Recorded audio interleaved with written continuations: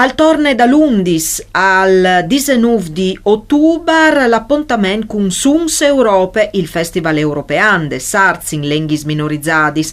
La 10ª edizione de manifestazione è stata presentata ieri a Udin e ieri presenta anche il presidente Arlef Eros Cisilino. Scoltinlu. Sì, è un lavoro importante che noi seguiamo e che potete dare il nostro contributo, che speriamo insomma, che potete increscere il valore dalle lingue minoritarie all'interno di un quadro europeo che ha bisogno di diversità ma anche di unità.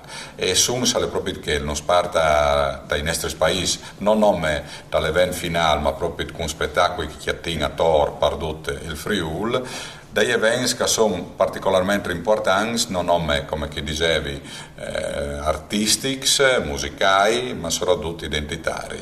E non nome disares le asa una fascia di popolazione, ma anche alle scuole, ad esempio, o a che hanno di conoscere semplicemente il confine, che è una roba importante perché non us divide, ma non stacca. E quindi vari anche dei momenti importanti come Suns, sia di Agurissa e sia di Acormons, ma anche Terres del Friuli.